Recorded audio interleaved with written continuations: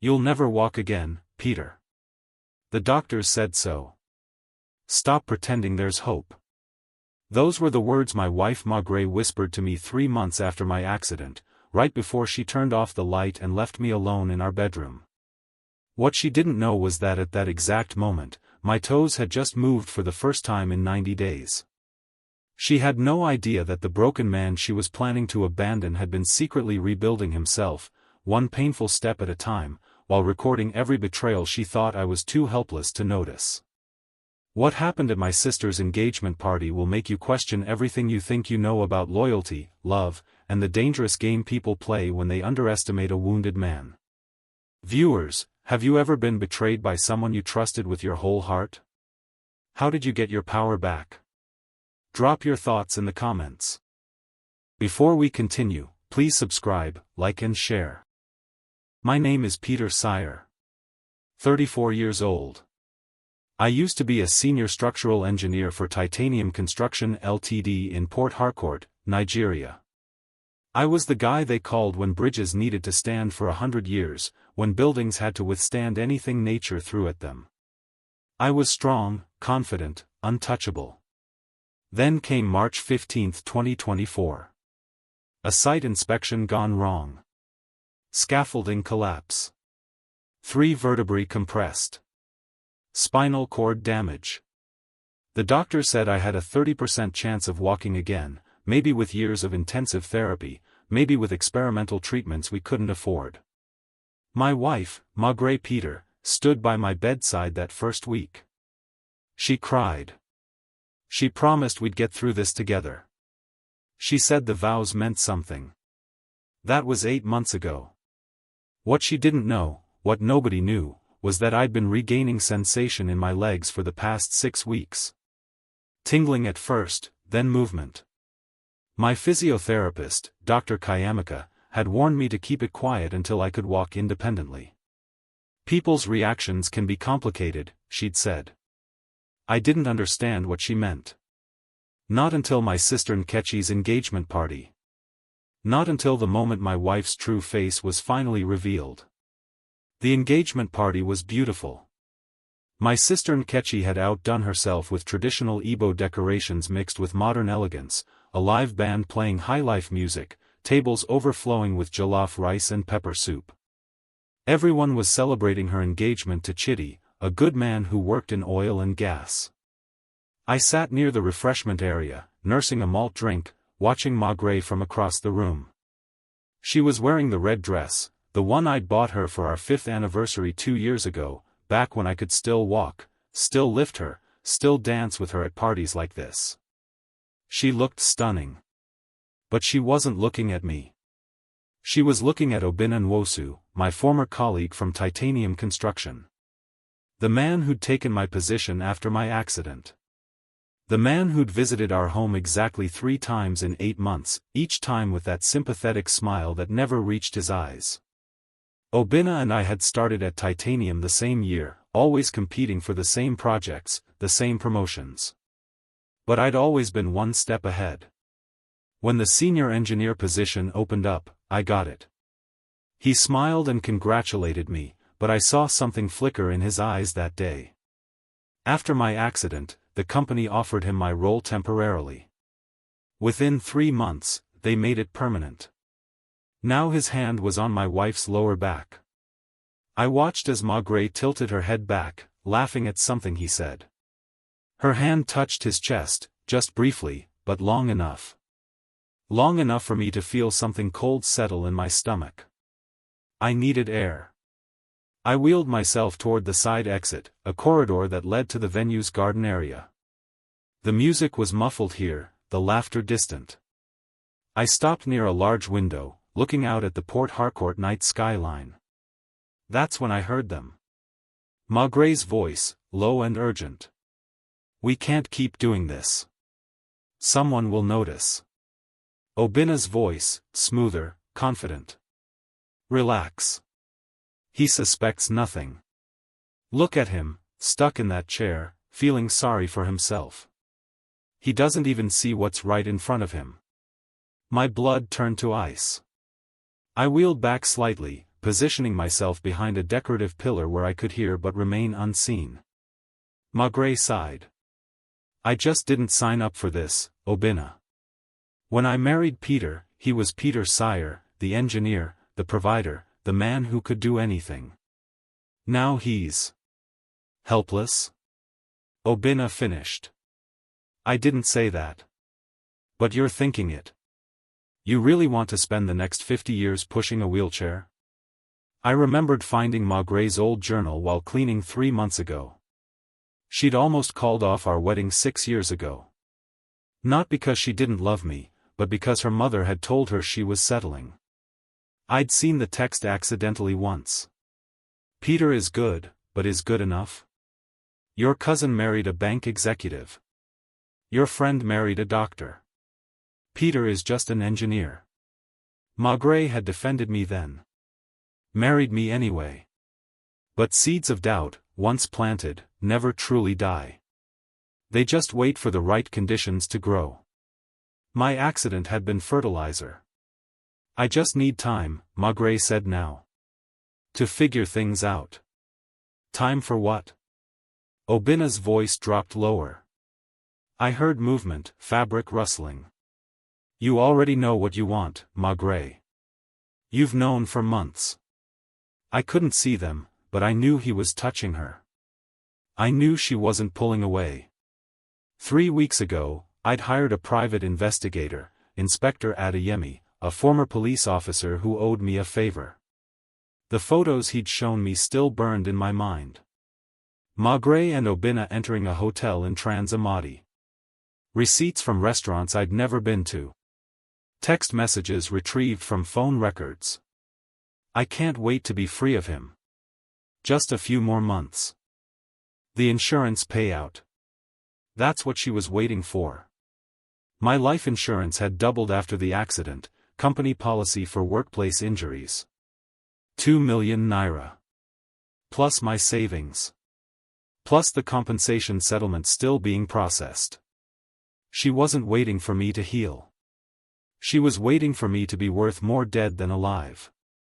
I wheeled back toward the main hall before they could discover me. My heart was hammering. My hands were shaking. But beneath the shock, beneath the pain, something else was growing. A plan. I rolled back into the main hall just as the DJ announced it was time for the couple's first dance. Chidi and Nkechi took the floor, moving together with the kind of easy grace that comes from genuine love. I positioned my wheelchair near the dance floor's edge. Magré was back at the drinks table, Obina beside her. She saw me and smiled, that practiced smile she'd perfected over 8 months of pretending. She walked over, drink in hand. Peter, there you are. I was looking for you. Are you okay? You look pale. I'm fine, I said. Just needed some air. She touched my shoulder. You should rest. I know crowds exhaust you these days. As if I were elderly. Fragile. Less than I was. Actually, I said loudly, cutting through the music, I wanted to say something. To everyone. Magré's eyes widened. Peter, what are you doing? I wheeled myself to the center of the dance floor. Chidi and Nkechi stopped dancing. The DJ lowered the music. Guests turned to look. My sister approached, concerned. Peter, is everything all right? Everything's perfect, I said, projecting my voice across the hall. I just wanted to take a moment to celebrate something beyond Nkechi's engagement. I wanted to celebrate truth. Magré's face had gone white. Obina watched from the sidelines, calculating. See, the thing about accidents, about trauma, is that they reveal people's true nature.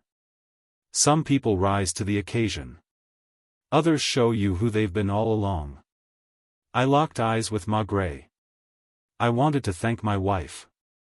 For her unwavering support during my recovery. For standing by me through the hardest months of my life. For her loyalty.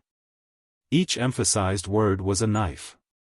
Peter, please, Magré whispered, moving closer. Don't do this. Not here. Do what? I'm just thanking you. I placed my hands on the wheelchair's armrests. And then, in one fluid motion, I stood up. The room exploded with gasps and screams of joy. My mother cried out. My sister Nkechi's hands flew to her mouth. But I wasn't looking at them. I was looking at Margaret. Her face had cycled through shock, confusion, and then, as understanding dawned, pure terror. Peter, you can walk. How long have you? 3 weeks of independent walking, I announced to the room. 6 weeks of progressive recovery before that. My physiotherapist wanted me to wait before going public. My sister rushed forward and hugged me, crying. Guests surrounded me, congratulating, praising God, asking questions. Over Nkechi's shoulder, I watched Margaret back away into Obina's shadow. I gently extracted myself from Nkechi's embrace. But the most interesting thing about recovery is how it changes your perspective. You see things differently. Hear things you weren't meant to hear. I pulled out my phone and connected it to the venue's sound system. I want to play something for everyone. A conversation recorded by the security cameras in this very corridor. Footage I obtained from the venue manager an hour ago. The audio crackled to life. Margaret's voice, crystal clear, talking about not signing up for this, about me being helpless, about not wanting to spend 50 years pushing a wheelchair. The crowd celebration died instantly. But what came next, no one in that corridor knew I had. A different recording. Margaret's voice again, tinny through phone speakers. The insurance payout is $2 million. Plus his savings, about $800,000. And the company's settlement should be another $1.5 million minimum. Once it all comes through, I file for divorce, claim I can't handle the caregiver burden anymore. The court will be sympathetic. I get at least half, probably more. Obina's laugh. And then? And then we're free. You, me, and enough money to start the consulting firm we talked about. No more pretending. No more playing the dutiful wife to a man who can't even. I stopped the recording. The silence was deafening. My mother spoke first, her voice trembling with rage. Margaret. Is this true? Margaret's mouth opened and closed. Tears streamed down her face. I can explain, it's not what it sounds like, you don't understand the pressure, the stress of. Of what? Nkechi's voice was sharp as broken glass. Of standing by your husband? The man who worked himself to exhaustion to give you the life you wanted? Who paid for your master's degree? Who defended you to our family when you couldn't find work for 2 years? When Margaret and I married, she'd been unemployed, struggling to find work in marketing. I'd supported her completely, paid for her master's degree in business administration, covered all our expenses, never once made her feel less than equal. When she finally got a job 18 months ago, I'd celebrated like it was my own achievement. She'd been building an exit strategy. Margaret turned to me, desperate. Peter, please. I made mistakes. I was weak. But we can fix this, we can. Fix this? You were planning to wait for my insurance money. You were going to divorce me and take everything I'd worked for. Everything my broken body earned. And you want to fix this? Obina made a move toward the exit.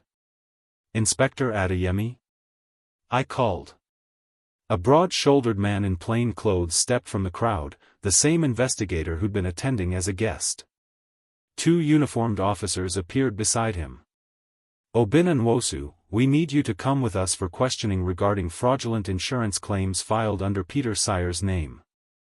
Inspector Adeyemi held up a folder. Someone filed a fraudulent disability claim in Peter's name 3 weeks ago, exaggerating his condition to secure additional compensation. We traced the IP address to your office at Titanium Construction. The crowd murmured. Obina's face went ashen. That's not all, I added quietly. Tell them about the scaffolding, Obinna. The scaffolding that collapsed on me wasn't an accident, was it? Inspector Adeyemi had investigated the insurance fraud and stumbled onto something darker. The scaffolding I'd been inspecting had passed safety checks 2 days before the collapse. But forensics revealed the support bolts had been deliberately loosened. Site logs showed only 2 people had accessed that section between the safety check and my inspection. Me and Obinna. You tried to kill me, I said. Because you wanted my job. You loosened the scaffolding supports, waited for me to do my routine inspection, and let gravity do the rest. The officers moved toward Obinna. He bolted. He made it 5 steps before angry guests tackled him to the ground. As they dragged him away, I looked at Magre one last time. She was on her knees, destroyed. 3 months later, the courtroom delivered its verdict. Magre got 8 years for conspiracy and fraud. Obinna got 15 for attempted murder. I stood in that courtroom, watching justice served, and felt absolutely nothing. Emptiness where love used to live. But also freedom. Sweet, terrible freedom. Please don't forget subscribe. Thank you.